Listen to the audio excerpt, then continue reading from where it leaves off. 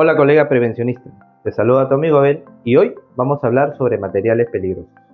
En principio, debemos de entender qué son los materiales peligrosos y cómo los encontramos.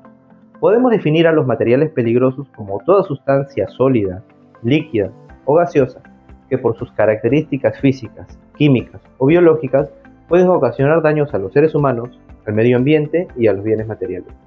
En el mundo, la mayoría de estas sustancias son consideradas peligrosas debido a sus características tóxicas, corrosivas, inflamables, explosivas, comburentes, oxidantes y radioactivas, lo que hace necesario estudiarlas para conocer su comportamiento en cada una de sus etapas. Actualmente, los materiales peligrosos representan los riesgos más importantes generados por la actividad humana, el crecimiento tecnológico, los avances científicos y la exigencia de una mejor calidad de vida. Estos materiales son producidos, transportados, almacenados, expedidos y utilizados en el sector industrial, así como en las pequeñas empresas e incluso en el hogar. En nuestra vida diaria convivimos con sustancias que purifican el agua, tratan las alcantarillas, potencian los vehículos, conservan los alimentos y mejoran la capacidad productiva de la tierra. El aumento masivo de los materiales considerados peligrosos ha incrementado el riesgo de escapes, fugas o derrames. Dado los volúmenes de la frecuencia de transporte de petróleo y sus derivados, estos son los materiales más habitualmente involucrados en fugas, derrames o escapes. Existe también una relación de frecuencia según la fuente de recursos económicos en determinados lugares. Por ejemplo, donde hay explotación minera, son frecuentes las liberaciones de ácido sulfúrico, muy utilizado en dicha actividad. Las sustancias peligrosas se encuentran en muchos entornos laborales. La exposición a las sustancias peligrosas puede ocurrir en cualquier lugar de trabajo, sea en fábricas, talleres, plantas industriales, plantas químicas, entre otras. Las sustancias peligrosas pueden causar distintas lesiones. Algunas pueden provocar cáncer, otras pueden afectar la capacidad reproductora o provocar malformaciones en el feto. Otras sustancias pueden causar lesiones cerebrales, afectar el sistema nervioso, producir asma o atacar la piel. Vale precisar que las lesiones causadas por las sustancias peligrosas pueden producirse después de una sola exposición a la misma o por una acumulación a largo plazo de dichas sustancias en el organismo. Sin embargo, es sabido que una gestión adecuada de materiales peligrosos protege a los trabajadores y al medio ambiente, a la vez que asegura la calidad de los productos y resulta en beneficio de muchas empresas. Para tener una noción más real sobre lo crítico que son los materiales peligrosos, debemos tocar un caso mundialmente conocido que sucedió en la ciudad de Bhopal el 3 de diciembre de 1984. Ocurrió uno de los desastres más dramáticos y dañinos con materiales peligrosos. Se produjo la fuga de un material peligroso llamado isocianato de metilo en una de las fábricas de pesticidas. En consecuencia, se provocó la muerte de 20.000 personas y más de 150.000 afectados. Hasta la actualidad, continúan las secuelas del accidente. Este accidente sirvió para que diversas entidades internacionales promuevan normas de seguridad que cimienten las bases para la promoción de buenas prácticas de uso de materiales peligrosos. Para fortalecer estas iniciativas se suman la ONU y la NFPA, brindando recomendaciones de carácter legal para ser estandarizados. Por ello, los países terminan aceptando estas indicaciones, traduciéndolas y aplicándolas como leyes. En el Perú se adoptan estas recomendaciones y se crea la ley que regula el transporte de los materiales y residuos peligrosos, bajo la Ley 28.256 y su reglamento el Decreto Supremo 021-2008 MTC. Asimismo, se crean organismos de fiscalización y control como SUNAT y SUTRAN. Ante la presencia de estas sustancias, es necesario seguir las siguientes acciones preventivas. Número 1. Reconocer. Consiste en concluir la posible existencia de materiales peligrosos, esto por la observación de elementos presentes en la escena, pero sin poder determinar el nombre del MATPEL.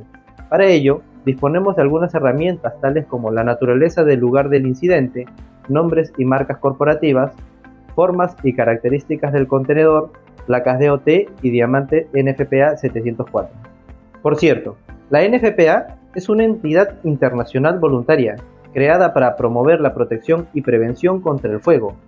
Es ampliamente conocida por sus estándares a través de los cuales recomienda prácticas seguras desarrolladas por expertos en el control de incendios. La norma NFPA 704 es el código que explica el diamante del fuego, utilizado para comunicar los peligros de los MATPEL. Es importante tener en cuenta que el uso responsable de este diamante o rombo en la industria implica que todo el personal conozca los criterios de clasificación como el significado de cada número sobre cada color.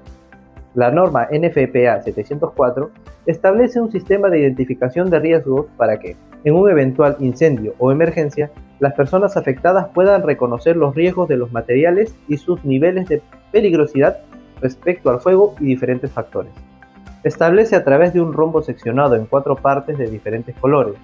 El objetivo del rombo de seguridad NFPA 704 es brindar una señal o alerta adecuada a través de un sistema comprensible de comunicación de riesgos, que asegure la protección de los trabajadores y del medio ambiente, para el correcto manejo de las sustancias o la correcta planificación para las operaciones efectivas de control de incendios y emergencias en caso que llegaran a suceder.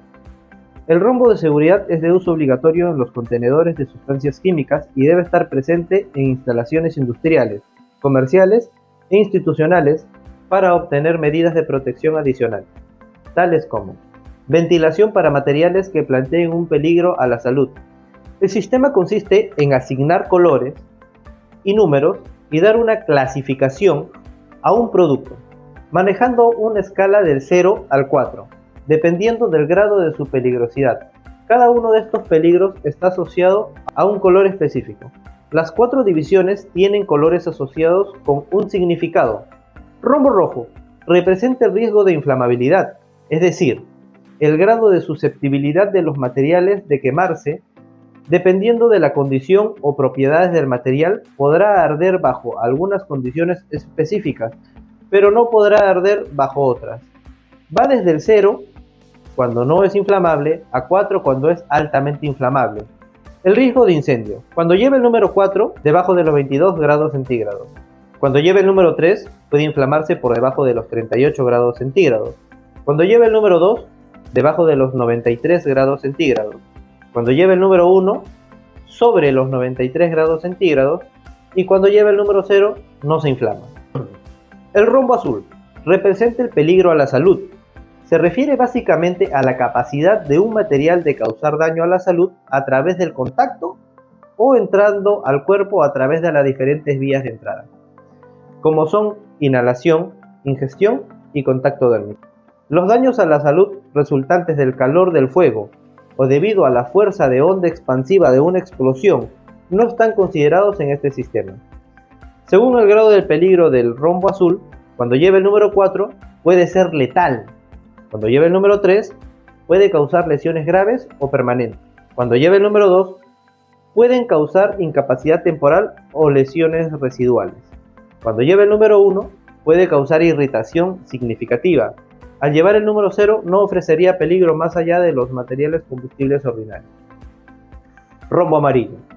Representa la reactividad o inestabilidad de los materiales, es decir, la susceptibilidad intrínseca de los materiales a liberar energía haciendo que puedan detonar casi de forma instantánea.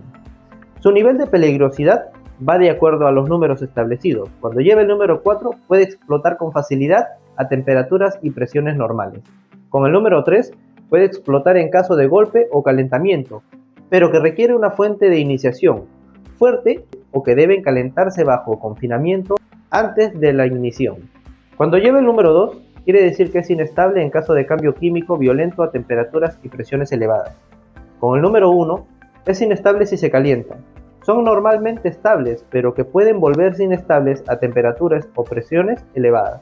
Cuando lleva el número 0 es estable y que son normalmente estables, aún bajo condiciones de incendio. El rombo blanco representa cuidados especiales.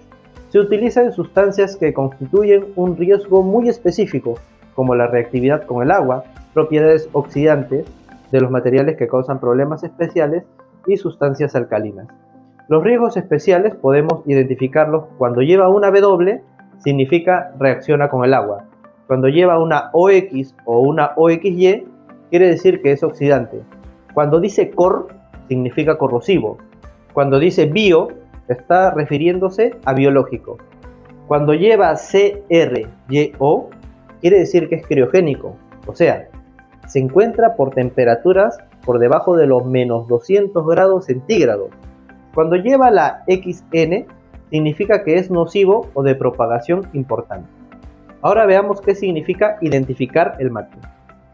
Consiste en determinar el nombre del material peligroso, existiendo por lo menos 4 posibilidades para conocer e identificarlos. Número 1. El número de las Naciones Unidas. Número 2. Nombre de la sustancia enmarcada en el contenedor. 3. Número de transporte y embarque. 4. Hoja de seguridad MSDS. Por cierto, si quieres saber a detalle el contenido de una hoja de seguridad MSDS, te recomiendo este video, en donde revisamos minuciosamente las secciones de las hojas de seguridad. Los materiales peligrosos se dividen en 9 clases.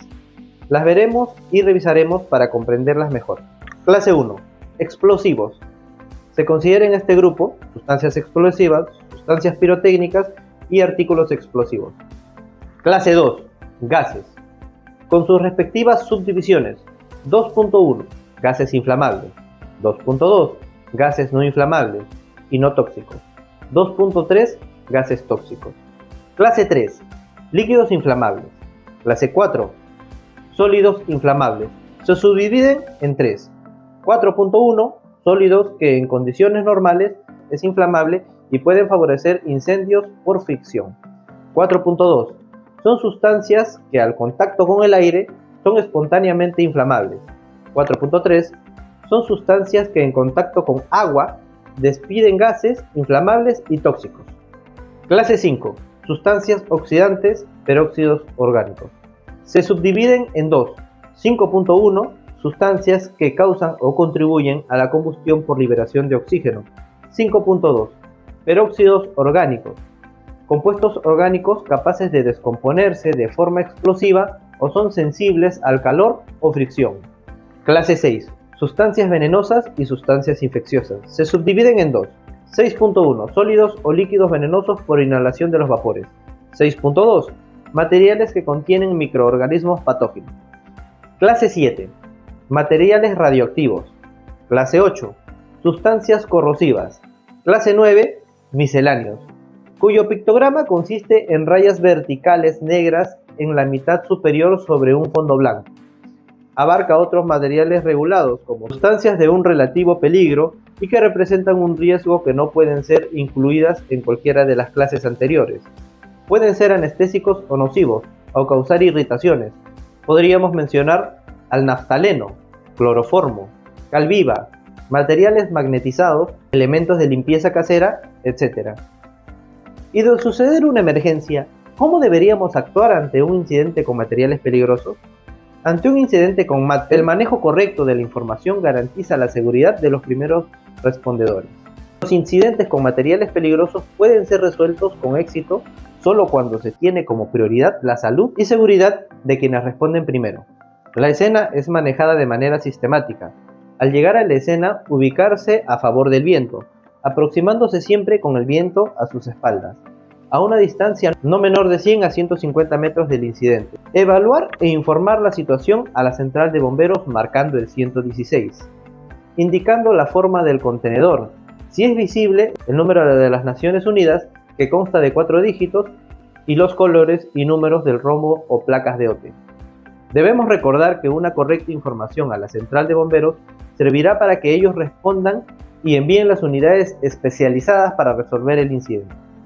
Al llegar los especialistas, ellos delimitarán las zonas de trabajo, que constan en 3 áreas. La zona caliente es en donde se encuentra la mayor concentración del material involucrado. Zona tibia es donde se ubicará el personal responsable de la descontaminación de los afectados del incidente. Zona fría, siendo esta la más segura, donde se ubicarán los recursos. Recuerda, amigo especialista en seguridad. Número 1. Que la información que pueda recabarse antes de llegar a la escena es vital para la seguridad de quienes responden primero. Número 2. La responsabilidad inicial del primer respondedor es asegurar la escena y controlar el acceso de entradas y salidas. Número 3. Debe establecerse de inmediato un sistema de comando de incidentes. Es frecuente la participación de varias instituciones en la atención de un incidente con MATPEL. Número 4. El control de incidente requiere técnicos o especialistas que delimiten las zonas de contaminación, caliente, tibia y fría. Número 5. Según el equipo de protección y la capacitación que posee el primer respondedor, podrá, bajo las órdenes y vigilancia de los especialistas, colaborar en las labores de extinción, supresión de vapores, construcción de diques y presas, absorción y dilución de los materiales peligrosos. Los primeros respondedores siempre pensarán en lo peor. Se trata de un incidente con materiales peligrosos y es indispensable esperar y disponer de la mejor y mayor información a fin de preparar una respuesta. ¿Cómo elegir el método de descontaminación? El método de descontaminación debe ser seleccionado basándose en el material peligroso en cuestión y el personal que trabaja en el área de descontaminación, zona tibia. Los bomberos con su equipo de protección completo, incluyendo el equipo de respiración autocontenido, puede cooperar en las labores de descontaminación, si así lo disponen los especialistas y si han sido entrenados para ello. El oficial o encargado de la descontaminación es el responsable de llevar un control de cada persona y equipo que pasa a través del proceso de descontaminación. Toda la ropa y equipo contaminado debe ser colectado para el desecho o descontaminación más profunda. Toda el agua utilizada para descontaminar también debe ser colectada para su tratamiento y posterior desecho. Los equipos de protección personal se deben escoger de acuerdo al nivel de protección que se requiera. Existen 4 niveles. Nivel D. Provee la protección mínima y consiste en ropa de trabajo, casco, guantes. Nivel C.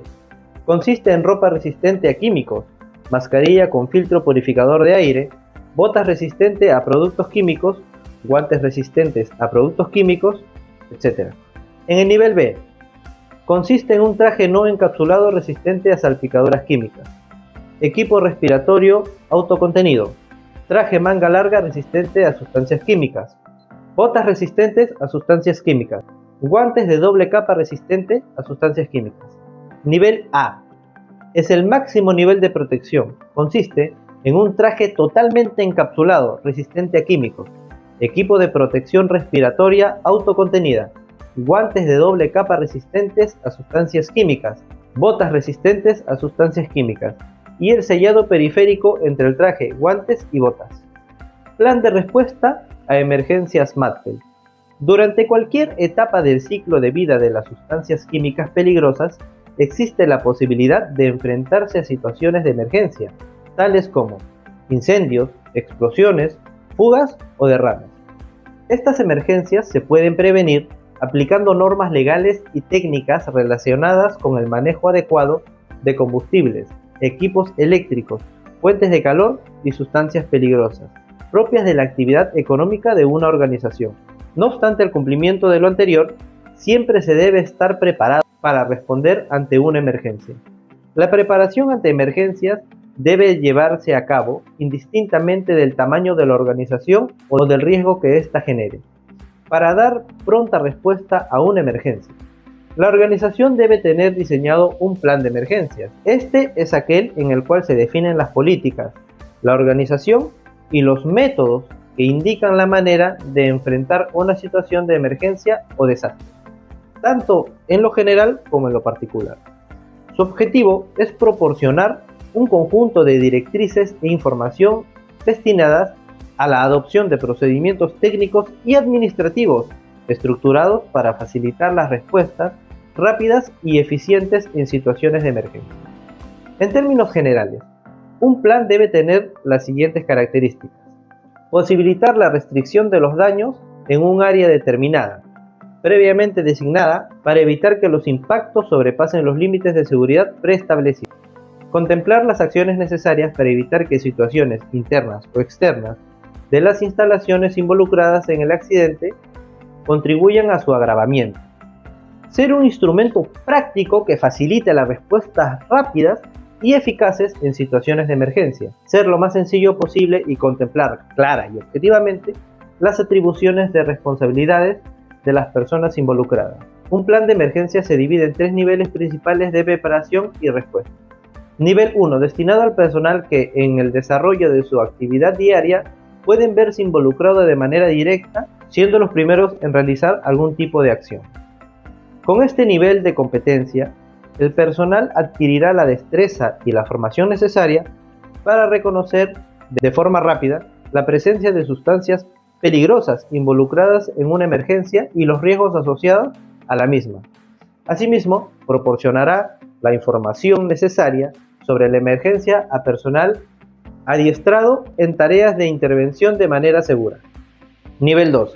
Este nivel de capacitación está dirigido al personal que tiene la misión asignada en la intervención frente a un accidente con sustancias peligrosas, con el objetivo de minimizar sus consecuencias y proteger la vida, los bienes y el medio ambiente.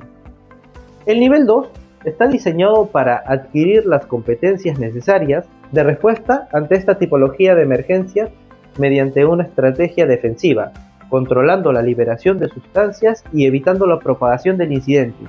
Dentro de este nivel de competencia se dotará al personal formado en las destrezas necesarias para el nivel 1, anteriormente descrito, y adicionalmente determinar la magnitud de sus posibles consecuencias asociadas. Nivel 3.